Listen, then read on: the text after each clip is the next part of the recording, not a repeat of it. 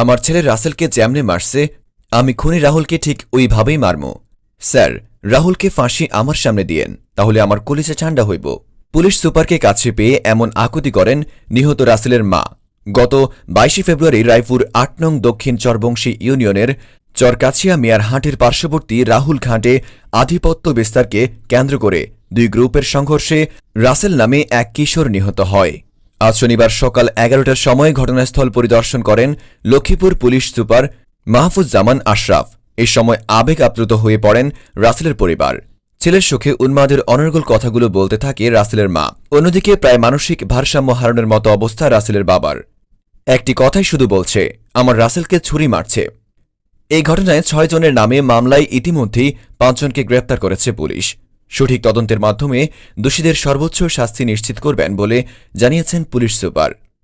এ সময় আরও উপস্থিত ছিলেন চেয়ারম্যান মিন্টু ফরাইচি, ইউপি সদস্য দিদার মোল্লা ও নজরুল ইসলাম, বিশিষ্ট ব্যবসায়ী বাবুল, রায়পুর থানার অতিরিক্ত পুলিশ সুপার শেখ সাদি, রায়পুর থানার ভারপ্রাপ্ত কর্মকর্তা ওসি শিপন বড়ুয়া, প্রিন্ট এবং ইলেকট্রিক মিডিয়ার সাংবাদিক বৃন্দ।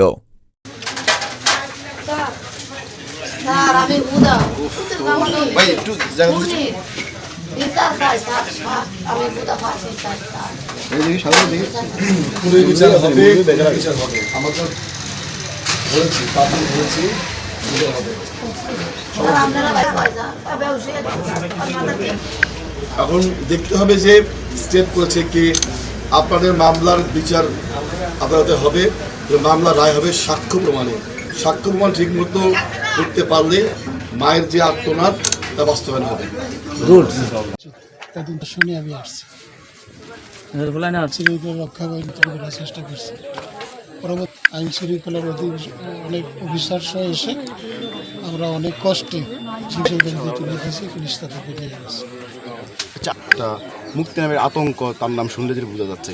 আপনি যদি ইউনিয়ন জনপ্রতি চেয়ারম্যান হিসেবে আপনার কোনো ভূমিকা ছিল কিনা বা এই বিষয়ে তো আমরা যেটা জানছি অনেকে আপনাদের বিষয়ে জানাচ্ছে যে রাহুলের যে বিষয় কর্মকাণ্ডগুলো আসলে আপনার সঠিকই বলছেন, কোনো সন্ত্রাসী একদিনের জন্ম আস্তে আস্তে সে ওই খাতায় নাম লিখেছে।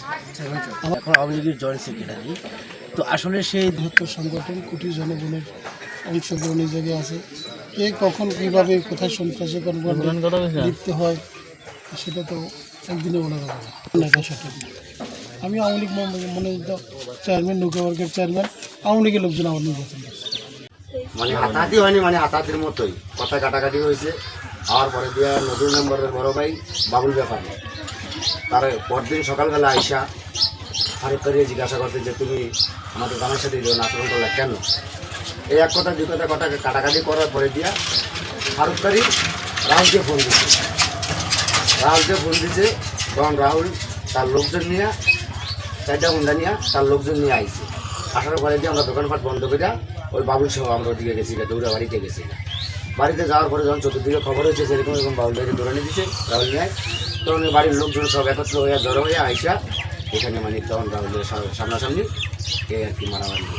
ঘাটের রাহুল ইজারা সরকারিভাবে ইজারা নেই, সে নিজে আধিপত্য করেছে, এলাকার লোকজনের সহযোগিতায় নিয়ে এই ঘাটটা হয়েছে। এখন এই ঘাটটি একটা বড় আকারে পরিসর হয়েছে।